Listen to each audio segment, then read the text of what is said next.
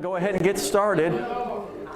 Let me, I told some of the early birds here, we're going to get started. So if you want to get ahead on the references I'm going to go to, if you have extra bookmarks, put one in Haggai, the minor prophet. He's a little hard to find. 1 Corinthians chapter 3 and 2 Kings chapter 11. They're not easy necessarily to thumb through. So 1 Corinthians chapter 3, the minor prophet Haggai, and 2 Kings chapter 11. We're doing that in addition to Revelation tonight.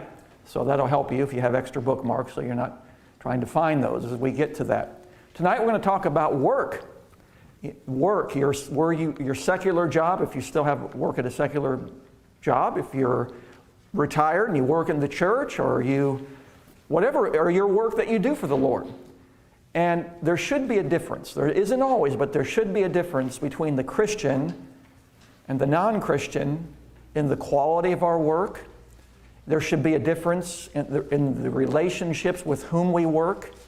And there should be a difference ultimately whom we are working for. I'll repeat that. It's pretty much the theme. It's not on the notes, but that's really what we're going to learn from Revelation, among other things. There should be a difference between the Christian and the non-Christian in the quality of our work. In other words, the way we work. There should be a difference between the Christian and the non-Christian in the relationships with the people in whom we work or with who we work with. And finally, there should be a difference in ultimately who we are working for, and that's the Lord. It's a big difference between the outlook of the Christian and the outlook of the non-Christian, because they're basically working for themselves. They'll step over people to climb the ladder of success. There'll be petty jealousies and rivalries going on at work, and these should be a stark difference. And also the way we talk should be a big difference. The work, we're going to talk about that tonight. We got a lot to fill in on your outline, so go to the outline right away, all right? This church, by the way, in case anybody's confused, these churches were literal churches in the 90s, okay? Some 40 years after the life of Christ. They go in successive order, and we do believe, or I believe with most futurists, that each church also represents a successive period in church history. Does that make sense? Everybody on par with it. In other words, it was a literal church in the 90s, but we believe prophetically that Christ is telling us that each church represents a period in church history and a successive period in church history. So this goes from the reign of Gregory the First, write him in. He's actually the man that became Pope and he didn't even want to be the Pope. How does that grab you? So he became a Pope and he didn't even want to be Pope. Gregory the First to the Protestant Reformation. This is a big gap in the years. In the parentheses put 590 all the way to 1517. Well, that's a big jump of time, isn't it? In other words, it covers the Dark Ages to the Middle Ages. If you're into history, I always like to find out more about the obscure and the hard to find. Even secular historians are somewhat baffled by the Dark Ages because, you know, the Vikings and the Goths and the Turks came in and burned down all these libraries, and a lot of information was lost that we don't know about the Dark Ages. So this is the period that covers 590 to 1517 AD. Now, under the paragraph there, I'm just summarizing, follow along in the outline. So we moved from Pergamum from last week to about 30 miles southeast to Thyatira. It's about 50 miles inland. Today it's Turkey. And the city's name was changed in 290 BC from Pelopoeia to Thyatira. There was a leader, Seleucus I Nicator, who was the ruler of the Seleucian Empire of Greater Syria. He was off at war. And news came to him, you've got a daughter that's been born to you. So he changed the name of the town to Daughter. Thyatira basically means daughter. Now that's tradition, but the name was changed. So anyway, all right, if you have your pictorial book, I'm going to go quick to that tonight. If you have it, go to page 17 in your book, all right? If you have that, page 17, the first part of it is very important. The goddess Sembethi, very important to the message of Thyatira, or on page 17 of your, I call it your picture book because it's got symbols and and writings and descriptions and what have you. So at the top of page 17, this goddess Sambethi, she was a prophetess that served in a temple there in the city, and she claimed to receive knowledge directly from the pagan gods. Then she imparted this information to the worshipers who came to the temple. It is quite possible, and I believe very probable, that this prophetess is the one that Jesus is calling Jezebel in the message to Thyatira. So Sambethi, I believe she probably was the literal woman. If it wasn't a literal woman, it certainly was a system. Because when we get down later to Revelation 17, it talks about the harlot. You can't get away from this, all right? So anyway, notice a couple of other things just at the bottom of the page. The arch system. Roman construction was very prominent even early on in the days, and it continued. And honestly, you see some of this even in the Middle Age churches and the way the structures of the churches in Europe. I don't have time to get into that, but the Roman way of building was a very successful. All right, go on to page 18 and 19. There is a plethora of goddesses, and this is very important because in Thyatira, this is what took them captive, all right? So yes, there's Zeus, but notice the bottom, Demeter, and then that's probably the best representation of Athena at the bottom there, the lost statue, or a reproduction of her. So Artemis, just want to point that out. So notice the bottom of page 19, the paragraph. Thyatira was known for its trade guilds, as Pastor Carney said. And they would hold banquets in the pagan temples, eating, and after eating and drinking and basically all the partying and riding and getting drunk, then the diners would engage in sexual immoral acts on couches where they lay. And so this is what we're talking about. If you go back to page 17, you'll see one of the rooms in there that was believed to be used for such activity there on page 17, the bottom. All right, enough of the picture book, but I did want to show that to you tonight. Back to your outline, all right? Back to the outline. We're going to cover the first page before we actually dive into the text. Paul and Silas may have visited Thyatira. Now here's a famous woman, Lydia. You ever heard of her? Remember Lydia? Remember when Paul went down and there was a prayer meeting down at the river? I like that recent praise song, Down at the River. I like that.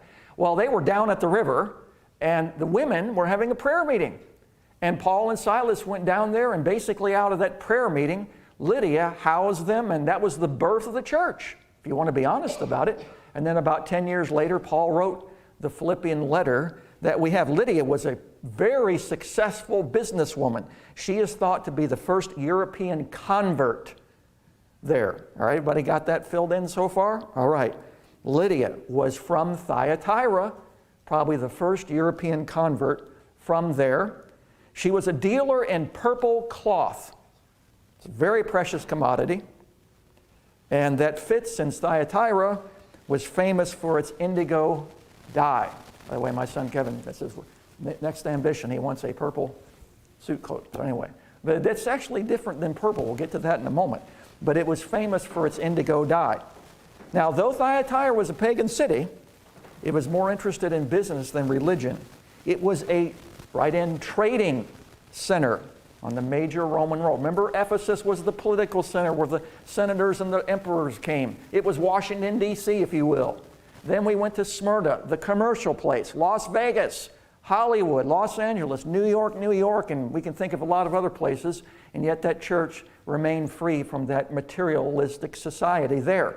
Then we went to Pergamum, the great religious center. But actually, that's where Satan did his work. His headquarters was in the great religious center. Now we come to the blue-collar town, as Carney called it. Absolutely right. This is blue-collar. This is where the unions were birthed. This is where people did trades, and they had all sorts of businesses. I can think of some in North Carolina. Some that worked at my former church. They worked at the old Singer plant. Remember that? The Singer sewing plant? And we can think of all sorts of things. And anyway, all right, as we move on here. So, guilds, write that in, were organized among business interests, and boy, they flourished. All right? Remember, guilds, G-U-I-L-D-S. Pastor Carney mentioned that on Sunday. G-U-I-L-D-S. So that's, if you needed to be in a guild, like some people needed to be in a union or a group. If you were going to succeed, you had to be part of this, you see. So it was a union town. We can relate to that, right? All the pressure going on with at least in the school systems with the teacher unions, and I'm not going to get into all that, but there's always been battles going on, right? There's a union town. If you were not a member of your trade's guild, same word, you could be out of business. People didn't want to lose their livelihood, so there was great pressure. You needed to do what your guild said, or else you might be out. Great pressure. Do you think people feel pressure today as a Christian in work? Sure. There's a lot of pressure today. Pressure in kids in school. It's difficult to stand up for Christ. Okay, moving on. So, there was not only a dyer's guild, talking about clothing, to dye the famous cloth. Write that in. Anybody miss any points so far? Okay. But there were several others. Many guilds seem to be used for clothing makers,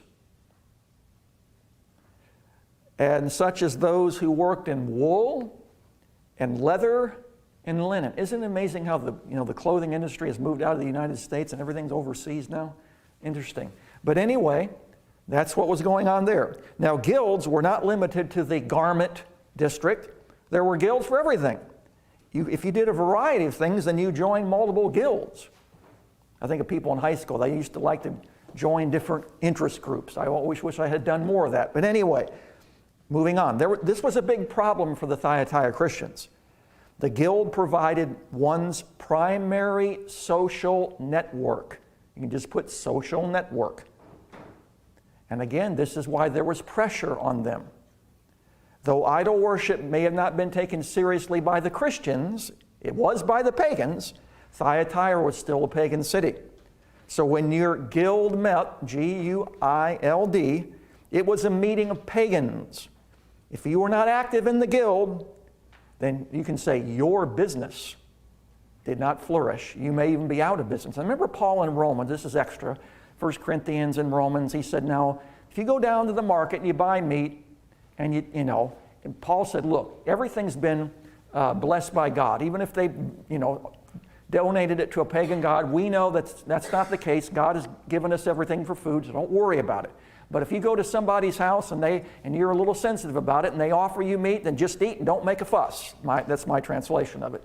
But if you're with somebody and they're all caught up that this has been altered to a deity and whatever, then don't participate if that's going to make a weaker brother stumble. If you're going to drink and that's going to make somebody stumble, don't do it. Right? Paul talked about that in great detail. But here it was more than just, I'm going to look the other way and it doesn't really matter. They actually got involved in worship when they were doing this. All right? So, guilds generally met weekly in one of the temples. And then we've already talked about from the picture book, normally there was a meal which included a drink offering as well as drinking to a pagan deity. We saw pictures of some. Meat, if served, would have been offered to the temple's what? God, little g God. And again, that put the Christian in a bind. Some, it seems most went along to get along, but Pastor Carney talked very thoroughly about this tolerance and compromise is going to lead to corruption when you don't stand. And we have denominations today that want to, let's read, that's not really what the Bible said. We've got to bring the culture in. We got to be seeker friendly. And when they ignore what God says, I said it many times, those denominations are crashing. They can't even find pastors for their denominations because God has removed His blessing from that when you take God and the Bible out. And I don't have time to get into all of that, but there's many Christian seminaries and colleges that were once conservative are now just off the shore in liberalism because they're doing the same thing that they did in Thyatira. So, by the way, Rome put the elite guard there. I'll mention why that's important. The city was the headquarters of these guilds, tanners, weavers, road makers, as it's the blue-collar town. The labor unions probably originated, as we said, right here. All right, moving on to page 2, and I'm going to read the text now, so follow along as we read out of the Bible. Chapter 2, Verse 18, and to the angel of the church at Thyatira write, the Son of God who has eyes like a flame of fire. Notice there's a comparison, like and as, because when you get later on, it actually says he literally has the eyes of fire, but here there's the difference. It's a comparison. He has eyes like a flame of fire, and his feet are like burnished bronze or brass. I've got the New American Standard. If you have King James or NIV, it might be a little bit variance, but it's the same meaning. All right? And he says this. Now let's stop there. All righty? Roman numeral 1. The Lord searches. Everything's in a verb form tonight. The Lord searches. His eyes are like flames of fire. In other words, he's searching out. Brass speaks of judgment in the Bible. This is a picture of ultimate authority. Write that in. Knowledge and judgment. In other words, Jesus Christ alone has ultimate authority, complete knowledge, and the right to judgment. And the Son of God sees with a purging fire. That's what fire does. So in other words, he knows our priorities in life. He knows our motives. Letter G. Jesus is not neutral from earth's activities. He's not up there like the deist God, uninvolved. He's immanent. He's involved. He is involved in your life and mine, in the life of the church, and in the world. Letter H. Jesus does stamp out sin with the feet of brass, judgment. Letter I. He stands against the compromising attitude, which seems to, I'd say most theologians would see this to be the most corrupt of all the 7 churches. Even more than Laodicea? Yes, and we'll see why. Most believe, and I would agree, it's in the middle, because it represents, the letter J, this is the foreshadowing of the medieval church, and it's compromise for profit. This is why this church is most corrupt. The Lord searches. Roman numeral 2, the Lord knows. Verse 19, I know your works or your deeds, and your love, and your faith, and your service, and perseverance, and that your deeds of late are greater than that at first. Here's another question. Is God more interested in the quality of our work or the quantity of our work? Well, actually both, but what would be most important? Let's think about that as we analyze the text here, all right? Notice he says he knows. And by the way, this is work in general, I believe. I think it's spiritual work, but in other words, everything we do, every day, he's aware of. You think I'm taking for granted people, or, we can complain and nobody appreciates what I do and all this sort of thing. God knows. And here's the difference. This verse shows this is my point. There should be a difference between the Christian and the non-Christian in the way we work. In other words, we give our best. We're not going to cut corners or only do it when the boss is watching or step over people to get up on the ladder and use people to get what we want and get involved in petty arguments and jealousies like we see happen at work. We're going to be different. And so the quality of our work, it's going to affect the relationships with whom we work. In other words, we're going to operate from love and faith, and we're going to serve. We're serving God, not ourselves. And it's going to require patience, not losing our temper with people, putting up with people, because listen, God knows we're working for Him, right? If we're just working for ourselves or for the company can put you out. You can be, I could go on and on. Even this week, people have talked to me about mergers and other things, and somebody was talking early this week with Lisa and I, and he had been in the corporate world with a coat and tie, and he had been through 3 or 4 of those, and he hadn't had enough. Now he's doing landscaping. He's very happy because he had enough of that. But it goes on all the time. So we could use illustration after illustration. Anyway, so you can work for somebody and be put out of business. You can be loyal to the company and they can still put you out. All right? Or if our God is government, then they can change on a dime. Anyway, this is the things that we're different here. But notice, by the way, all those 6 qualities are produced by the Holy Spirit as you cooperate with Him. The deeds, He mentions first, and then He says, I notice your deeds are greater. He does take an interest in the quality as well as the quantity. of our work. He does want us to be successful. He does want us to be productive. All right? So now let's go to the passages I mentioned quickly. This is an elaboration, but I think it's important. I want you to go to the book of Haggai. If you found it, then turn to it. That little minor prophet, he prophesied at the same time as Zechariah that I told you to read, because Zechariah has a lot to say about the revelation. By the way, the prophets always talked about the day of the Lord. In fact, I'm learning so much about that. They didn't talk about the rapture because the church wasn't in view. The day of the Lord, the tribulation, you can't miss it. It's all over the Old Testament. They talk about it over and over. So prophecy is very important, much more than I even realized. Now notice Haggai. I'm going to just cover a few verses here. So notice what he says. They came back from Babylon, okay? And so they came back to their homeland. And notice verse 3. The word of the Lord to Haggai, the prophet, saying, verse 4, "Is it time for yourselves to dwell in your paneled houses while this house lies desolate?" In other words, they were only concerned about building up for themselves their own homes, and they were ignoring God's house, his temple, and rebuilding it. And so this is what he says in verse 5, "Consider your ways." He's challenging us to consider our ways tonight. Now notice what he says in verse 6. This is a picture of Thyatira and the worldliness. "Now you've sown much, but you harvest little." Verse 6. "You eat, but there's not enough to be satisfied. You drink, there's not enough to become drunk. You put on clothing, you're not warm enough. And if you earn, boy, you have a purse with holes in it." In other words, the more you just live for yourself, it just falls through. And if you're going to be like the world and just want to get intoxicated, that's not going to satisfy you either. To escape, and he goes on to say, if you're just going to try to make money and your own home and your own thing, you're not going to be satisfied. You're going to find yourself empty. That's what God is saying to them. He repeats it in verse 7, "Consider your ways." And he says in verse 8, "I want you to go to the mountains and bring down all the timber and build my house that I may be glorified in it." What God says. But again, he reminds them in verse 9, "You're looking for much, but you're only coming out with little. You bring it home and poof, blows away." This is a people, a representation of anybody at any time that does not live for God. This is what is going to happen. It's not going to satisfy. It's going to be blown away like the wind. I don't care. And listen, you can get drunk on many things. Not just drink. You can get drunk on ambition. You can get drunk on relationships, and on I could go.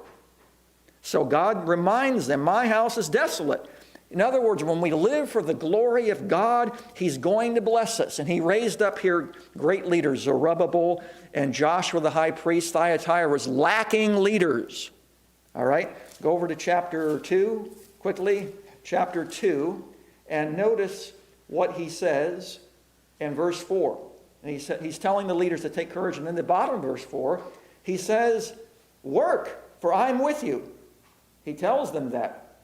He wants you to work, and when we work, we know that God is with us. This is a timeless principle.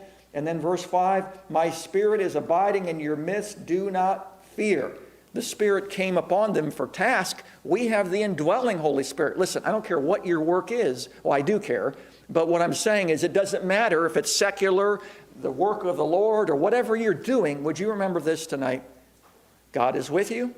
His Holy Spirit's in you to energize you in your work. He takes note of your work. And remember the attitudes that we're to have back in Thyatira while we work.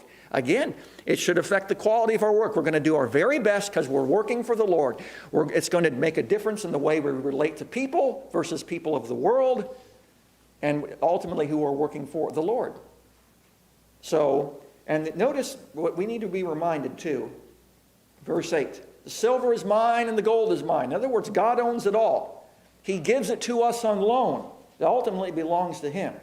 Now, some were saying, well, they started to see this temple, but some of the old-timers thought, this is nothing like Solomon's temple. This is nothing. We remember the good old days. And God says to them, he says, my glory is going to be even greater. In other words, the issue is not the temple, it's the glory of God. It's not a building. It's not even the temple, because the glory left the temple. The issue is for you and me, are we going to live for the glory of God? That's the point. And that's what he says in verse 9. "The latter glory of my house will be greater than the former." because he is going to be in it and glorified. He can leave it. And that's why they thought they were secure. Well, we've got the temple. Well, the enemies came in and made rubble of the temple. When you forget God, it's not a building. That's why he's telling these people, you need to put me first, and then I will bless your work. All right, on to 1 Corinthians, same theme of work. 1 Corinthians chapter 3. 1 Corinthians chapter 3. I'm just going to mention a couple of things. They were all in, some group belongs to Apollos and some to Paul, and they were having divisions. And Paul says, look, in verse 9 of 1 Corinthians 3, we are all God's fellow workers. You're God's field, God's building. According to the grace of God, verse 10, I've become a wise master builder, and I've laid a foundation, and another is building upon it. But let each man be careful how he builds. For no one can lay a foundation than that which is laid, which is Jesus Christ. Then he says in verse 12, now if any man abides on the foundation with gold, silver, precious stones, or wood, hay, straw, each man's work will become evident, for the day will show it, because it has been revealed with fire, and the fire itself will test the, notice, quality of each man's work. Yes, the Lord is, I would say, most concerned about quality, but he is interested as well in the quantity. Verse 15, or verse 14, if any man's work he has built remains, he will receive a reward. Verse 15, if any man's work is burned up, he shall suffer loss, but he himself shall be saved, so is through fire. This is not talking about loss of salvation, but loss of rewards. And he reminds us, verse 16, we're the temple of God. Now, some theologians say this specifically refers to pastors, leaders, missionaries. It's possible. But Paul doesn't use the word elder and bishop like he does in the pastoral epistles. He says, if any man, and I think that's applying to humanity, all of us. 2 Corinthians 5:10, he says the same thing. We're all going to appear before the judgment seat of Christ.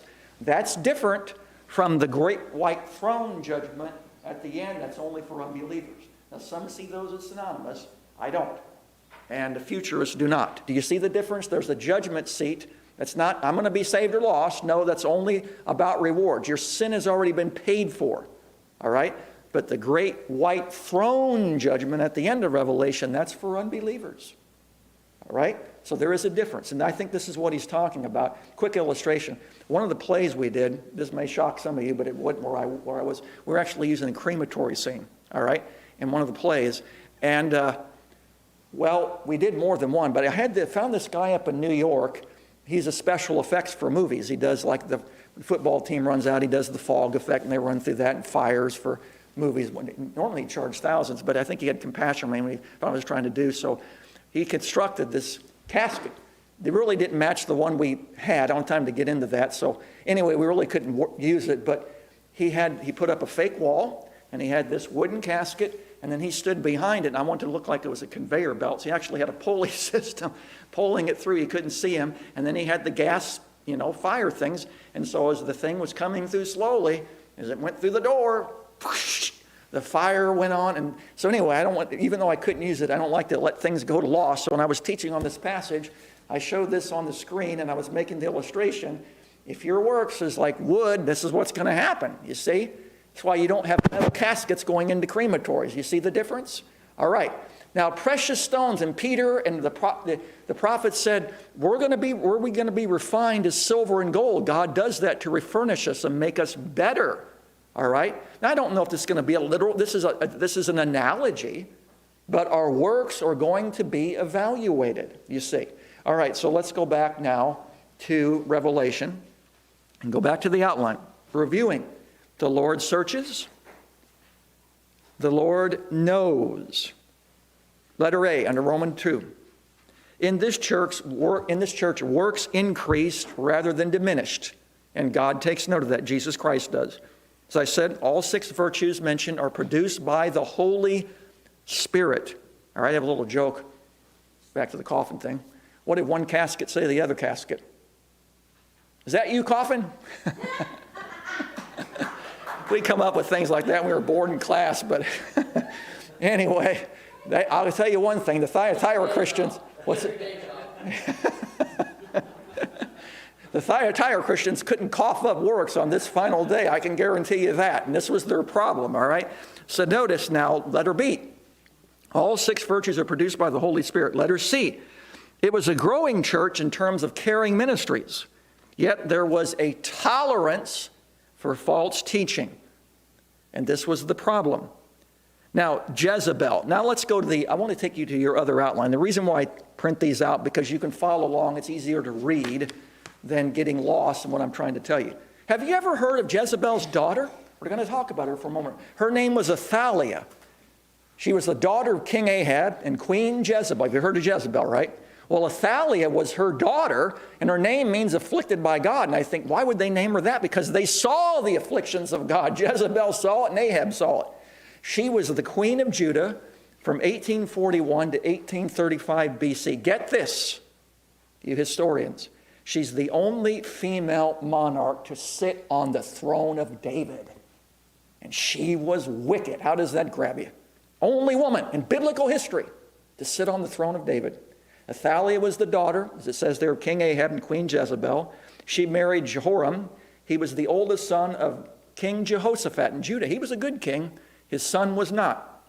Her time as queen was in the midst of all these evil monarchs that went on. We're going to look quickly in a moment at 2 Kings 11. But keep reading. Athaliah's husband, Jehoram, was the king of Judah until his death. And then he was a wicked king. And then Athaliah's son, Ahaziah, ascended to the throne at the young age of 22. And he was just as evil as his father. And it says in 2 Chronicles, Athaliah counseled her son in his devilish ways. We're going to see this is the comparison to Thyatira. All right? So, Ahaziah only served as 1 year, and then he was assassinated along with Israel's other wicked, ailing king, Joram. And Jehu, man, he was God's man. He was the commander originally in Ahab's army, and the prophet Elisha, he was the one that succeeded Elijah, anointed Jehu as the new king of Israel and commissioned him to carry out God's judgment on King Ahab and his entire idolatrous family. I'm in the second paragraph. Jehu's mission in ending Ahab's dynasty, and he was the one that put Jezebel and her sons to death. Ahaziah, happening to be visiting Joram, and he was not ready for this, and that's when Jehu not only assassinated Joram, but Ahaziah as well. This was the guy, listen, even Elijah, I didn't think about this till this week, he never even confronted Jezebel. He was so intimidated by her, he only went to Ahab. It was only Jehu who had the guts and the courage to stand up to Jezebel. Even as mighty as we think Elijah was, he was so intimidated by this woman, Jezebel. And Athaliah was just as wicked. I didn't put the title on there, but I said, the two wicked women in the Bible. Man, these were two wicked witches, if you've ever imagined them to be. And they are pictured in the Middle Ages with Bloody Mary and Queen Elizabeth and all the executions that went on, you see. By the way, another quick thing, we did a play in Elijah. And we had this redheaded lady, man, she was a great actress. I mean, she could do any kind of part. And boy, she was especially good at these wicked queen parts. And of course, I played Ahab. And I remember at the end of the play, some lady came up to me and said, "You did a good job being the henpecked husband." Ahab was a henpecked husband if there ever was one. I can guarantee you that. Now notice the middle third paragraph. When Athaliah, now this is what we're going to talk about in a moment. I'm giving the summary here. Move that out of the way. Other way. Or good. I keep hitting it. Sorry about that, David. I'm just getting animated here. Anyway, all right. When Athaliah, notice the middle paragraph, when she received word her son was dead, man, she seized the opportunity she murdered Ahaziah's son. She murdered her own grandsons. And then she took control of the family so she could take the throne. And so in other words, what she wanted to do, as we'll look at in a moment, she wanted to get rid of all the royal seed. What did Jezebel want to do? She wanted to get rid of Israel's God in the northern kingdom. What Athaliah was going to do in the southern kingdom, we're going to get rid of the royal seed. This is the enemies, this is Satan's plot all the time. To get rid of the Jewish line, to get rid of God, and he'll use people and queens and monarchs to do it. So this is what she was doing. And so she murdered all the royal group. But unbeknownst to her, a single grandchild, I'm in the middle, escaped the massacre. Jehosheba was the baby's aunt and the wife of the high priest Jehoiada. They took this little boy, it was still part of everybody else had been killed, but this little boy, Joash, and she hid him in and nursed him in a bed. Remember how Herod wanted to get rid of Jesus? Remember that? And they had to hide him. You see so many foreshadowings here. So this little boy, Joash, I mean, this is great for a movie. So his aunt takes him and hides him and nurses him in a bedroom. And then later on, he's smuggled out of the castle and taken to the temple. And he remains there for 6 years while wicked Queen Athaliah, the daughter of Jezebel, is reigning over the land. As queen, she used her influence to bring Baal worship in, just as her mother did. She did it in the south, just like her mother did it in the north. And they built altars. She put her own idol in the very temple of the Lord. And the Lord's people let it happen. So in this way, she followed in the footsteps of her wicked mother, Jezebel. After Athaliah reigned for 6 years, bottom paragraph, the high priest Jehoiada, he set up guards around the temple to guard this little boy, this young Joash, and then they brought him out. They brought him out to the public, and all the people, man, big celebration. Their hands were going up. The trumpets were playing. It's a big parade, and they knew this is the rightful king. But Athaliah didn't know what was going on. And she runs out of the palace and sees this little boy, and she says, "Treason!" She's just beside herself. And then Jehoiada, the high priest, he commanded the troops, "You go capture her right now and execute her." And they killed the queen where the horses entered the palace. They wouldn't kill her at the temple. And so, can you imagine this? Now, this 7-year-old boy, King Joash, they put him on the throne. How would you like that? How's it grab you? Putting a 7-year-old boy on the throne. But he's the rightful heir, 7 years old. But that high priest would guide him and counsel him. He would reign for over 40 years. And notice what else happened. This is what they didn't do in Thyatira. We'll get back there. Notice, and so they killed Athaliah. They tore down the temple of Baal. They smashed the altars of Baal, and they killed the high priest. And all the people of the land rejoiced, and the land was calm, because God blesses when false gods are put away. Second page 2. I'll move quickly, but now this is just Jezebel. We know who she is. Nobody names anybody after her name, and that's the greatest insult imaginable. Well, who is Jezebel? Because since Thyatira mentions that name, she was the daughter Ithbel. What do you see in that word? He was his father, Baal. See that? So he was a priest of this cruel, vicious, false god Baal. Ethbal, the high priest king of Tyre, he murdered his own brother. Lovely family. Talk about the Godfather, man. This is right where we're at, you see. And so Jezebel didn't have a good father figure, and she was a power-hungry, lioness murderess who stopped at nothing to get what she wanted. Second paragraph. The king of Israel at the time was a weak, childish, little, impotent king, self-pitying man, Ahab. He abdicated of his authority to his princess bride in spite of all God's laws forbidding idolatry and the worship of any god but the Lord. Ahab married this princess, and she brought into Israel hundreds of priests with this lewd Baal worship, a cult that really, as the paragraph says, would destroy man and drag womanhood down to shame. Jezebel was so domineering, she became master over a weak husband, and her first act was to exterminate all the prophets of the Lord, set up altars to Baal, and that's why Jesus later uses her name to refer to a woman who led the church at Thyatira into immorality and the worship of false gods. Next paragraph, Jezebel's strongest enemy was the prophet Elijah. But as I said, he never confronted her. He only went to the king.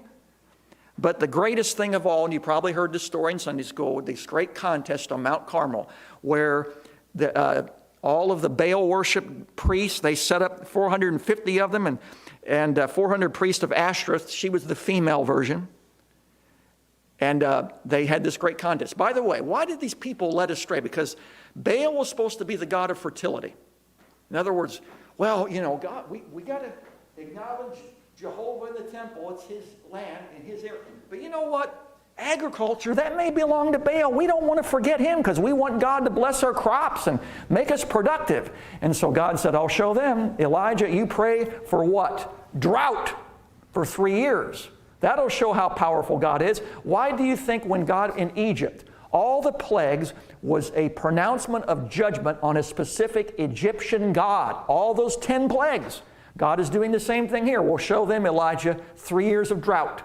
There's no Baal that's going to provide productivity for their land at all. Anyway, back to the contest. We know what happened. They set up the altars and they start cutting the Baal worship. They mutilate. Oh, they're doing all these things and Baal's not answering at all. And they're cutting themselves and pleading. And Elijah's joking with them. He says, maybe your God's asleep. He actually said, maybe your God's going to the bathroom, relieving himself. I mean, it's what he said. Keep calling. Well, we know what happened.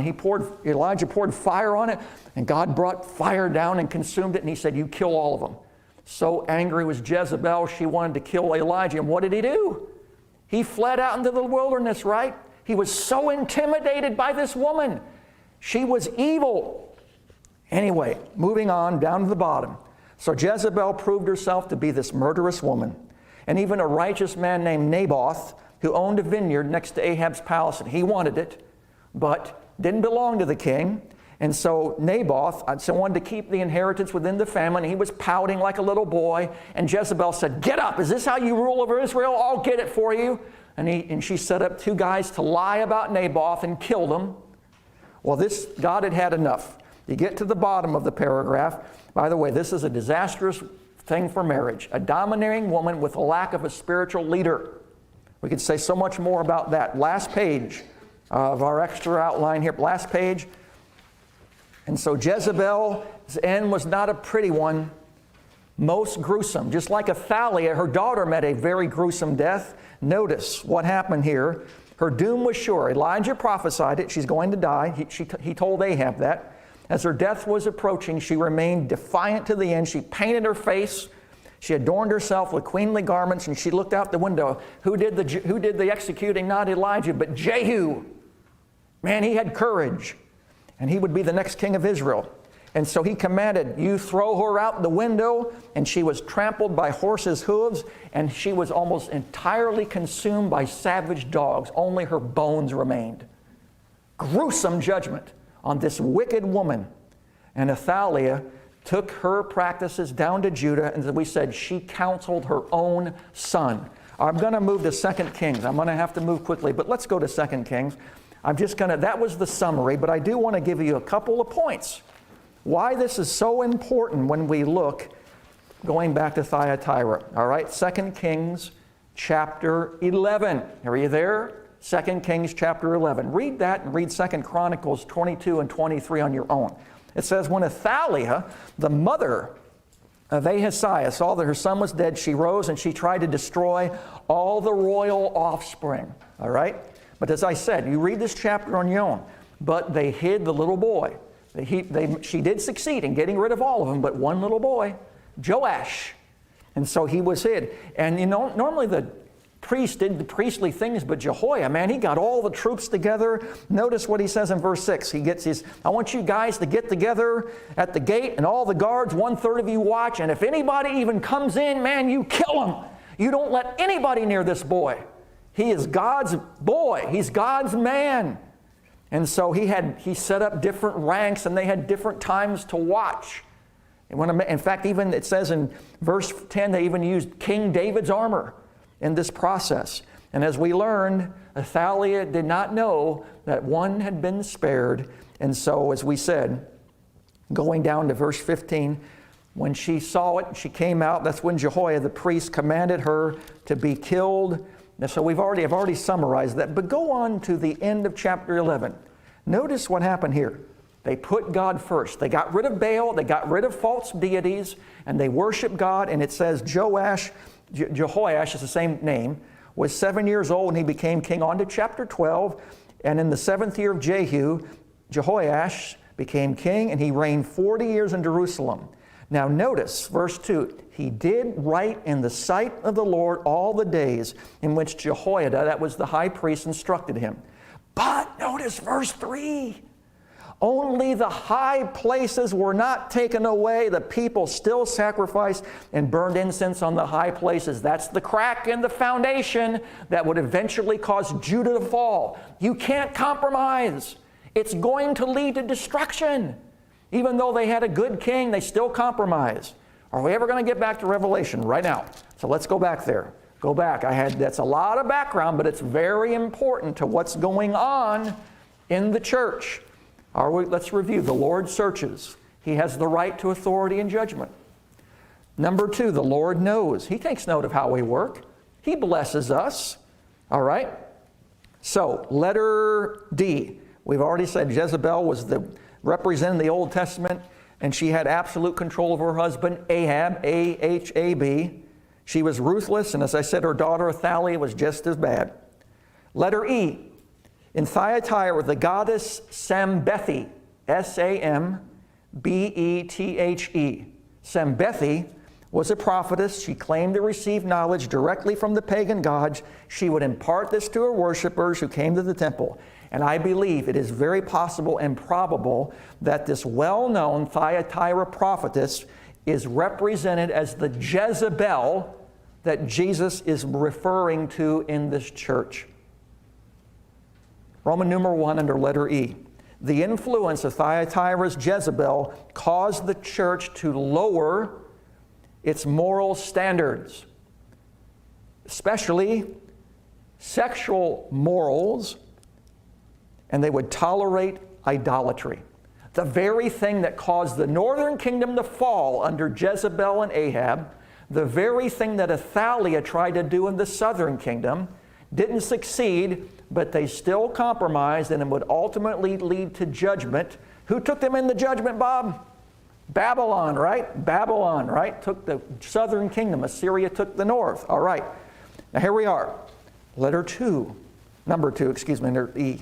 The church let corrupt culture into the ranks. It goes on today.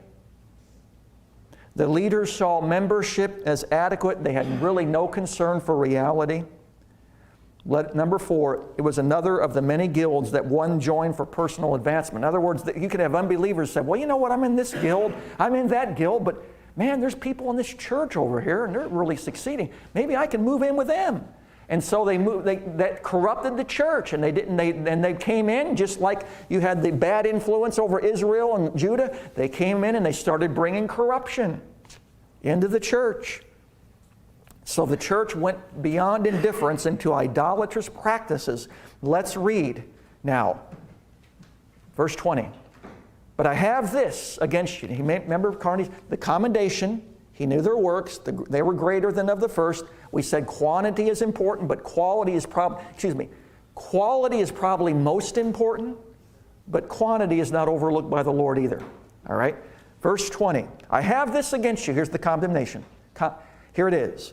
That you tolerate the woman Jezebel, probably Sambethi, or at least a system. And she teaches and leads. Notice, my bond servants. He didn't say Satan's servants. Did you catch that? There were believers that she was leading astray. He wouldn't say my bond servants if that's not what he meant. He didn't say Satan's.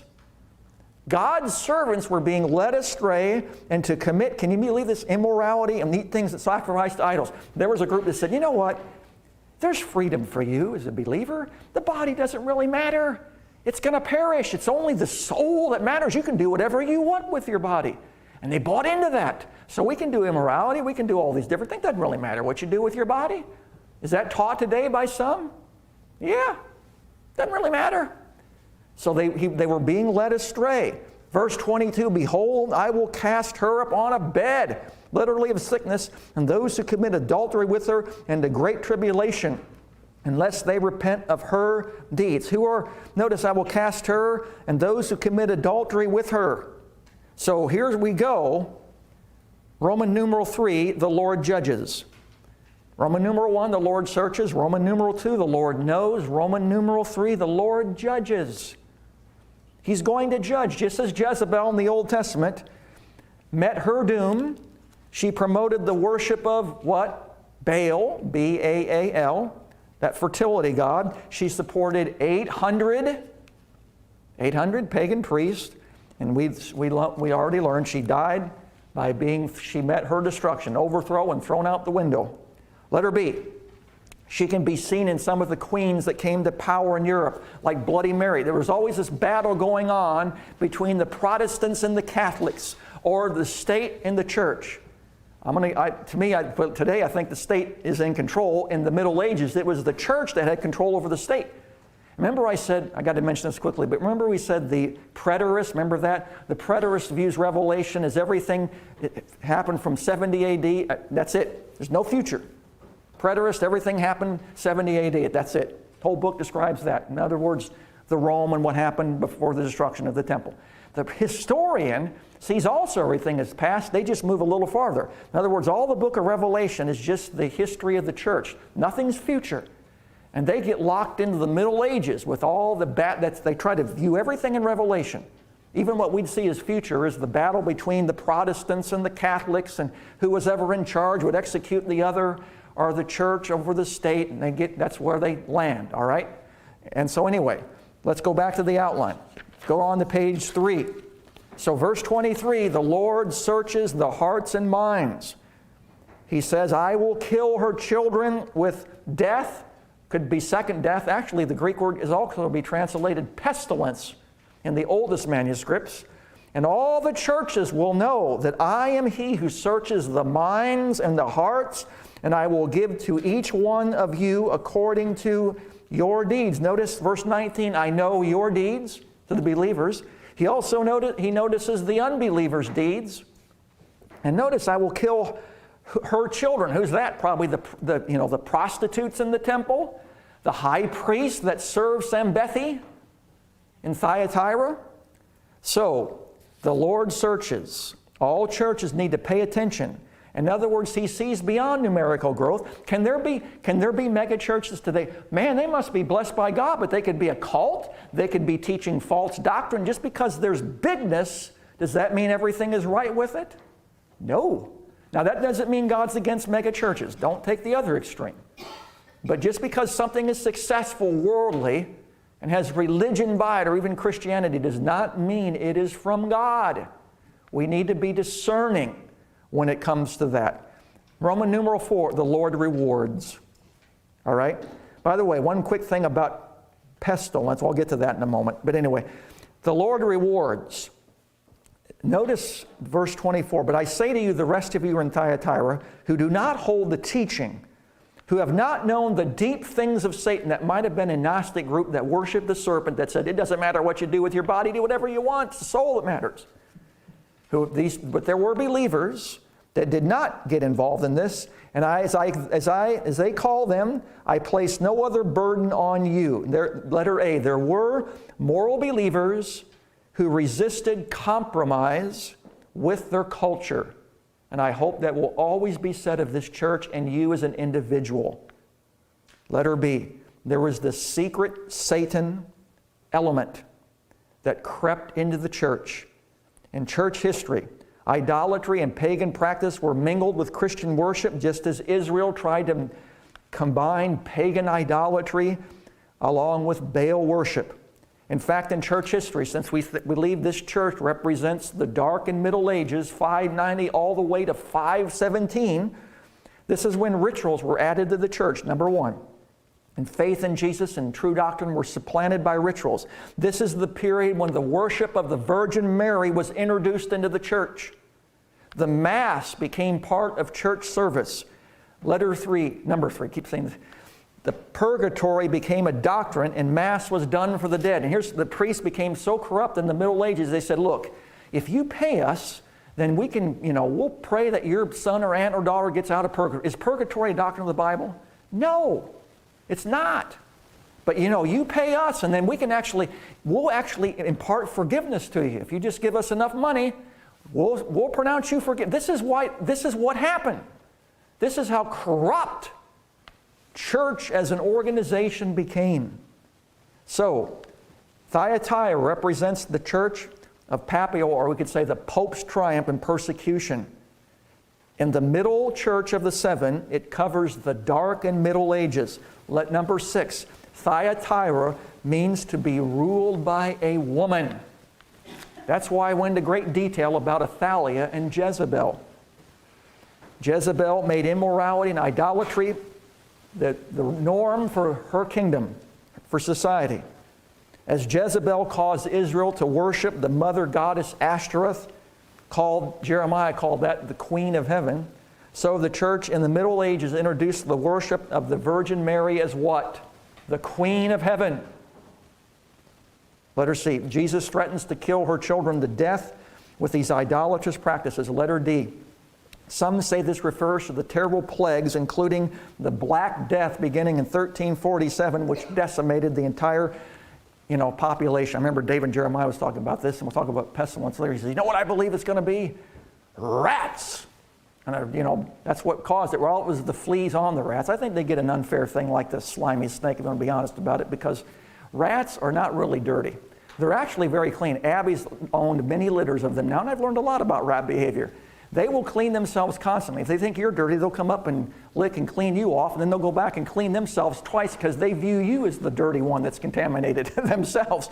But Abby has great fun with them. Even when she went up to New York, even the wild rats paid attention to her. But anyway, it could be some form of a pestilence that Jesus might actually be prophetically referring to what happened in the Middle Ages. And they went backwards, where they had plumbing and all these sophisticated things in Rome. Man, the sanitary practices in the Middle Ages were atrocious. I don't have time to get into that. They went backwards in the Dark Ages, not forward. No wonder they had this happen to them. Anyway, all right. Letter E. So power was given to the Pope. I'm almost finished for the alarm that went off. We're not at quite 8 o'clock yet, but anyway. All right, letter D. Jesus is concerned about our conduct. All right? He says in verse 25, what you hold fast until I come. He who overcomes, we are the overcomer by the believer, and he who keeps my deeds until the end, to him I will give authority over the nations, which are the Gentiles. Notice something here. Notice in verse 19, I know your deeds. Notice down in verse 23, I will reward according to your deeds. But notice verse 26, he who overcomes and who keeps my deeds. In other words, our deeds actually become His deeds when we're living for His glory. Does that make sense? In other words, when you're living for Him, your work in the secular world, in your church, retirement, whatever you're doing, for your grandchildren or children, when you're doing it for Him, it actually becomes His deeds and His work. Isn't that great? See the transition there? Your deeds and my deeds become His deeds, His work. I love that. In verse 27, and shall rule, and this is from Psalm 2, and he shall rule them with a rod of iron, as the vessels of the potter are broken to pieces, and as I've received authority from my Father. So anyway, down to number 1 under letter D, we're almost done. Jesus searches our hearts. That's verse 24 and through 26. That is our motives, our makeup, our thoughts. But He searches our minds. That's our beliefs, our practices. In other words, what we think is going to affect how we behave. And parents and grandparents, you are passing down your values, just like Jezebel did in the wicked way to Athaliah, or the goodness of good kings down to their sons and daughters and grandsons and granddaughters. Number 2, the depths of Satan, as I already said, could refer to that group that worshiped the serpent, said it doesn't matter what you do with your body. We overcome by faith in Him, not by ourselves or systems. And we will be given power over nations, as Paul said, we'll rule with Christ. This is a quote from Psalm 2. Notice it's Jesus that's ruling, not us. But we will have authority because we will function as directed by Him. But here's a question. Does Jesus have authority over you and me right now? This is the key. Jesus said to those that were worried, well, how are we going to get our food? What are we going to drink? Matthew 6, Jesus said, seek me first and my kingdom. That is my rule in your heart. And you'll have what you need. It's not clinging and holding to the things of the earth like the people of the world. Well, I'm going to climb up the ladder and I'm going to step over you to get my way. It doesn't matter who you are. It's my success that matters. And that's when jealousies and fightings go on at work or in homes and etc. We're living for Him. Finally, number 5, the Lord gives. That's verse 28. What does He give us? The bright morning star. It's a promise that even in darkness, such as the dark ages or the dark time of your life, light and truth will prevail. The dark ages represented the time when the bishops of Rome gained political power, and that's when the encroachment of Islam competed with Rome. It's still fighting today for power. Number 1, Western Christianity in the Middle Ages would stagnate morally, but explode numerically. How powerful is Christianity in Western Europe today? It's almost dead. They need revival. We need to send missionaries there. Number 2, Pope or Papal Rome would soar to heights of political power and fall to the depths of moral degradation. Letter E, bright stars would come forth out of this. Martin Luther, have you ever heard of him? He posted 95 theses, primarily opposing the sale of indulgences. In other words, you can't pay for somebody's forgiveness. You can't pay to get somebody, that's heresy. And he read Galatians and Romans, and he said, you know what? I've discovered that we're justified by faith alone, not by works, not by the power or the authority of the church. But even before him, have you ever heard of John Wycliffe or Wycliffe? He lived in the 1300s. He's actually called the Morning Star. You know what he did? He translated right in the Bible into English. First one to do it, New Testament. And he taught a group of lollards. It sounds like a lollipop in a candy store, but they actually were lay preachers. Letter 3, this is important, number 3. This they saw as the source of authority, not the church, but the Scriptures. This would show up in the Puritans, later the Baptists and the Quakers. The Scriptures for these people, led by Wycliffe and later Luther and Peter Waldo and John Huss and others, said the Scriptures are authority, not the church, not the Pope. Now the applications. Can you give me 3 minutes? I know be patient. We'll go shorter next time. Can we hang more 3 minutes? I'll be done, all right? So set your watch. All right, the Bible is the authority of our lives.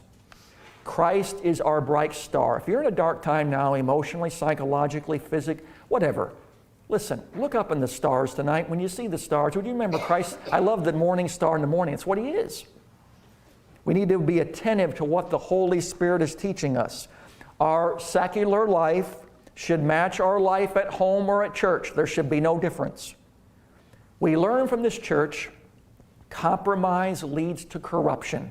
God's servants were led even into ludus acts. They were led astray. They compromised, but not all of them did. Christ gives us His purity. We must cooperate with the Holy Spirit to produce the works that come to glorify Him. We've talked about work tonight. We've talked about wickedness in the Old Testament. And quickly, I'll just mention this very quickly, very, very quickly. In the Middle Ages, as I said, Gregory, the first guy I had you write down in your outline, he didn't even want to be Pope. In fact, he resisted it, but he was a good man, really. He did some good things, but there were others that really led things that just the church went haywire during this time. And so I don't have time to get into all of it, but a couple things and I'll finish. There was some of the popes during this time that were so corrupt. One of them was named Innocent, and he did not live up to his name. In fact, he fathered 16 children by various women. He lived luxury. This was a picture of a lot of the priests. They did this with nuns. I mean, there was corruption going on all over the place in the church. And he claimed, Innocent, I am the authority of Christ. The Antichrist picture that we're going to see later on in Revelation. One other one, and I'll conclude.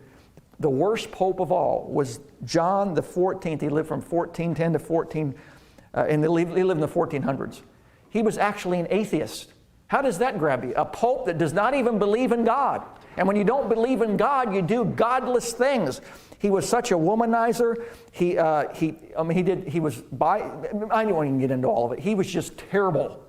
He was an atheist. This is how corrupt the church was, and yet bright stars came out of that, like John Wycliffe, who translated the Bible into English, and we have an English Bible today, and others. So anyway, God always has His remnant that we can thank Him for. But listen, think before you go tonight, does He have mastery over your life? I hope He does.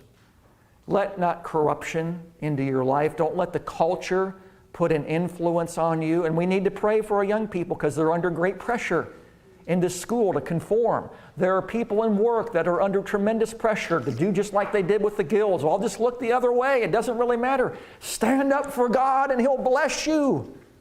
Tear down the idols. Tear down the materialistic things and put God first, and He will bless you and me. All right, let's stand, and I will close tonight. Heavenly Father, we thank You tonight that You give us the bright and morning star. And Jesus is the star. Even in the darkness we feel there may be weeping in the night, but joy will come in the morning, like the morning star that appears before the beginning of the day. Lord, you've told us tonight through a church and even through the Old Testament how wicked Jezebel was and how weak Ahab was and how wicked Athaliah was, and yet you raised up men like Elijah and Jehu and Joash to stop the wickedness. We need to pray for our political leaders. We need to pray for our church leaders and our teachers in our schools and those that are influencing our children, even as we here have an influence over people. Help us to be a great example. We are empowered by your Spirit because we are indwelt by your Spirit. Let this church be a bright star that will not cave in with the culture. In Jesus' name I pray, amen. All right, thank you.